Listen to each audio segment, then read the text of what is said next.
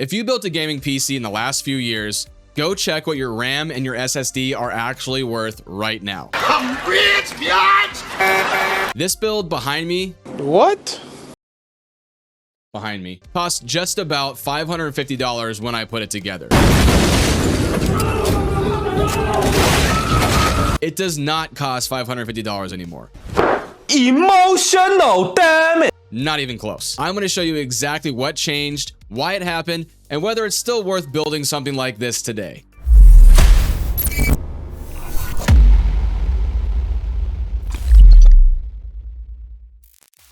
Here's exactly what went into this build and what I paid for it at the time. So for the Ryzen 5 5500, $73. For an RTX 4060, $180 from Facebook Marketplace. For the MSI Pro B550M VC Wi-Fi Micro ATX motherboard, $90. For the case, we went with the Montech X5M Micro ATX Mini Tower case. Well, this one was for free for me because Montech actually sent this over to me, but if you guys were to get it, it'd be $59. And Montech also sent over a CPU cooler, which is totally optional in this build because our CPU already comes with one, so you can just use that. But this is the NX400 in white to match the theme of this build, and it's about $33. The PSU I chose was the Apevia Soul 650 watt fully modular version because I've never used this before and it was only $50 at the time of purchasing it. And then the two parts that matter for this video, the RAM and the SSD.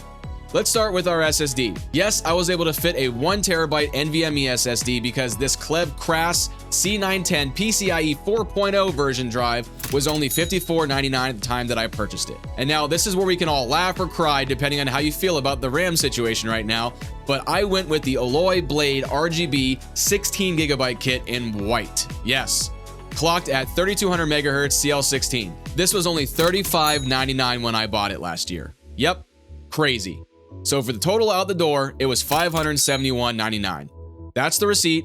Nothing about the build itself has changed since then. What has changed is what it would cost you to buy these same parts today. Now, I went out and priced this exact same parts list today, part for part. The CPU really hasn't moved much, maybe $10 more. Same with the case and the power supply. Those are basically flat the same price. Now, the GPU, RAM, and the SSD are a completely different story. Starting with the RTX 4060, back when I snagged an absolute steal for this on Facebook Marketplace from someone, these had to be selling lower back then or something, or the guy maybe just didn't really want it and wanted to get rid of it, because right now I'm seeing these cards go for $280 to $290 on eBay all day, which is more than I like to pay for this card. Moving on to our SSD, comparable 1TB NVMe drives are going for around $150 now easy, with our drive that we grabbed being priced at $165 now. That is a 200% increase in price. Even crazier, the RAM kit we chose is now sitting at $130. That is a 272% increase.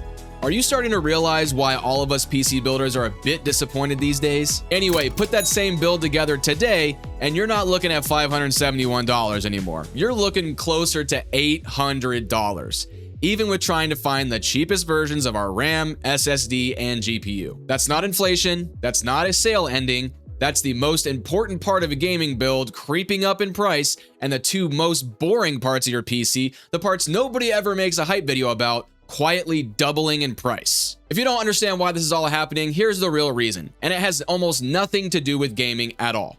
Memory manufacturers didn't run out of capacity to make RAM and SSDs, they redirected it. AI data centers need a specific kind of memory called HBM, high bandwidth memory, to run AI accelerator chips. That single category now eats up roughly a quarter of all the global capacity to manufacture memory chips. And HBM takes about 3 times the manufacturing resources per unit compared to the regular DDR5 that goes into your PC. So the factories that used to make consumer RAM and SSDs are being repointed at AI hardware instead, because that's where the higher profit margin is right now. This is a supply shift, not a temporary spike. So with all that said, let's get back to what I usually do around here. Let's benchmark this PC and see if it still performs anyway.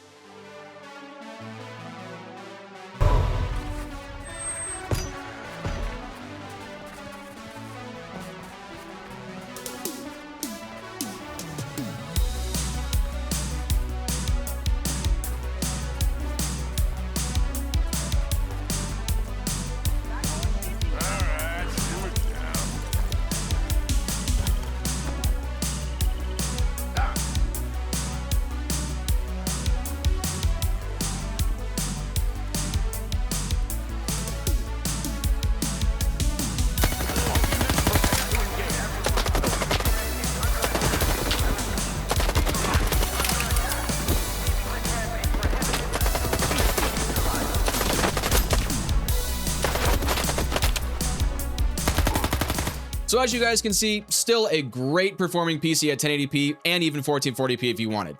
Nothing about the performance has gotten worse. The silicon doesn't know the price went up. I'm sure this build plays games exactly the way it would have the day that I bought all these parts last year. The only thing that changed is what it now costs to recreate it. So here's where that leaves you. Depending on which side of this you're on, if you already own a build like this, there's nothing to do. Your parts aren't worth less because of this. If anything, you got in before the price jump, and that RAM and SSD inside your build are worth more today than what you paid for them back then. If you're building this today, you've got 3 honest options. Pay the current price and build now, wait and gamble that this corrects sometime in 2027 or 2028, which is not a short wait at all, or you can route around it. Find some used RAM, pulled OEM sticks, a last generation SSD instead of the newest one, the same way I've built a lot of these budget rigs out of old Dell Optiplex parts on this channel. Or is it the time that I just tell you, maybe you should just go buy a console? No, we don't like to do that. I'm just kidding. Consoles actually sound like a good idea right now, but I don't know. Kind of depends on your situation, how badly you need the PC right now versus how much you're willing to pay and not wait. I want to know how big this gap is for you specifically too. So drop what you originally paid for your build down in the comments below, if you managed to get one that is, and then go check the same parts right now and see what they cost today, because I'd love to see if you're sitting on a gold mine as well. Anyway, that's going to be it for this one. Hope you guys enjoyed it. If you did, leave a like, subscribe to the channel so you see the rest of my videos coming out very soon, and I'll catch you next time. See ya.